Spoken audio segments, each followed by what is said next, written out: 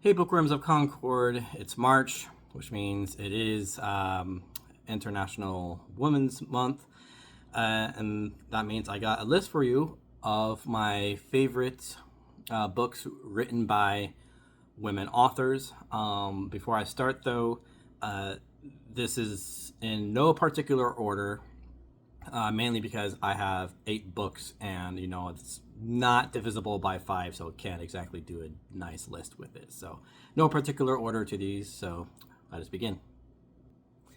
The first is The Hiding Place by Corrie ten Boom.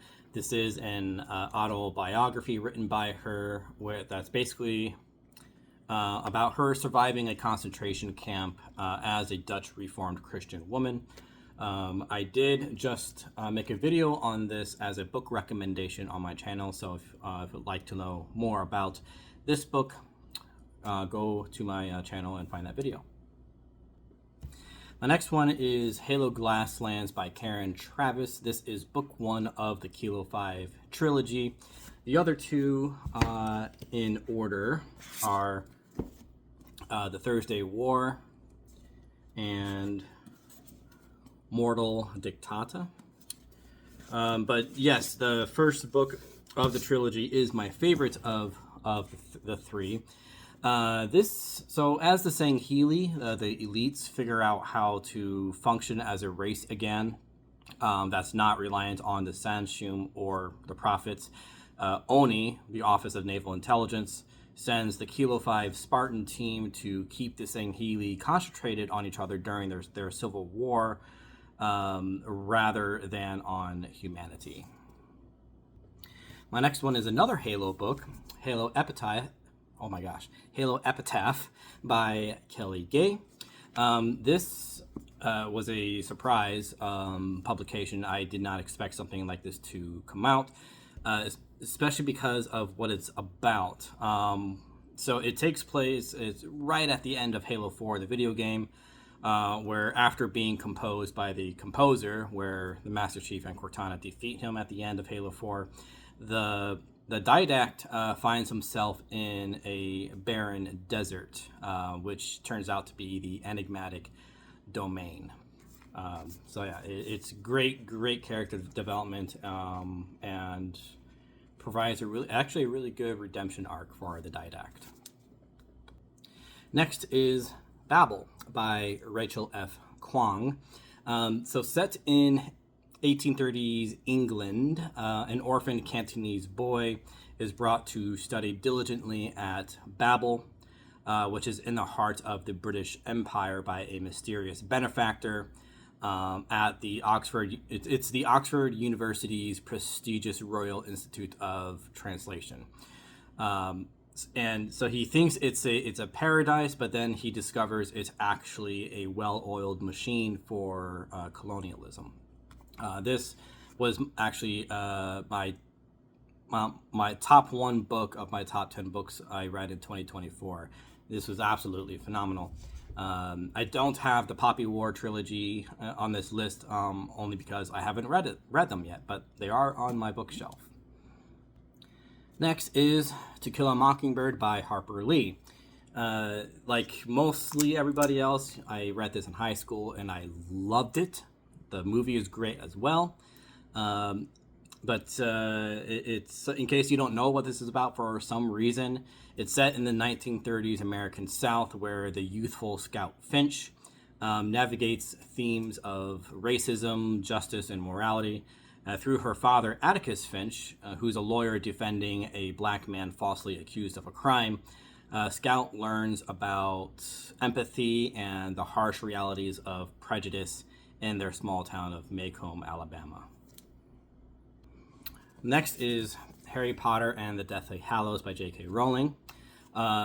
This is really hard for me to choose out of the Harry Potter books. I wasn't sure if I wanted to go with The Half-Blood Prince or The Prisoner of Azkaban, especially The Prisoner of Azkaban, because I just have really fond memories of reading it as I think I was like barely a teenager when I was reading it.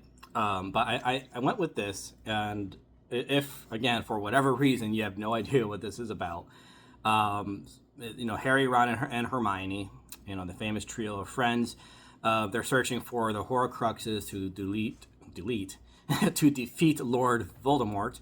And as the war between good and evil reaches its climax, Harry discovers the truth about his destiny, which leads to a final battle at Hogwarts.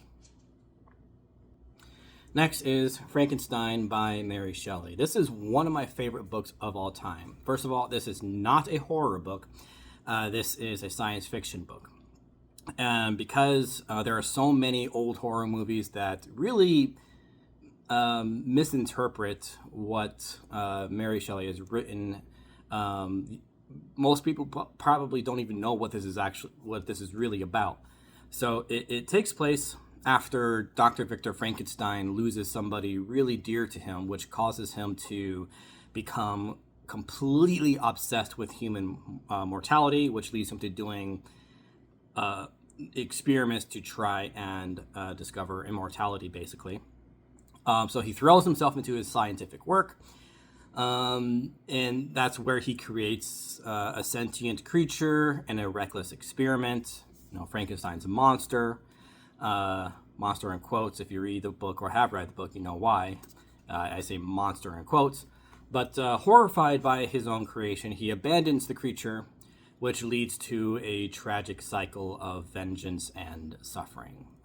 And there's just a great amount of philosophy in here.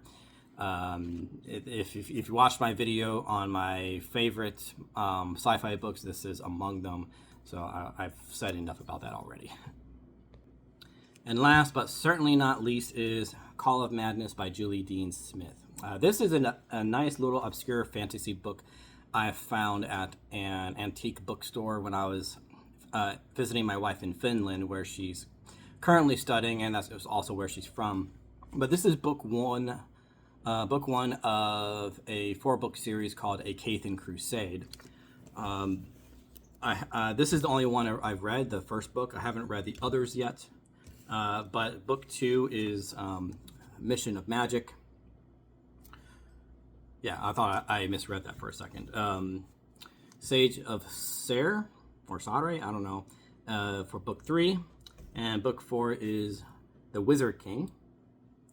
So what this is about, well, the first book at least. The first book is about Princess Athaya, who she's princess of the kingdom of Caith, and she discovers she has forbidden magical abilities in a kingdom, again, that's Caith, where magic is outlawed.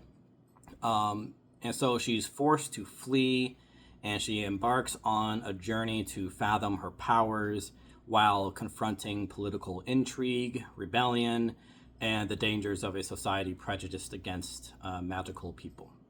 So that's my list of my favorite books written by women authors. I've read more by women, but again, these are my favorites, and I don't want to make the list too long.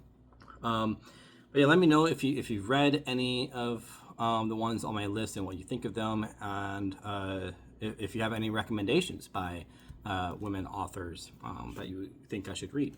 So thanks for watching. Okay, bye.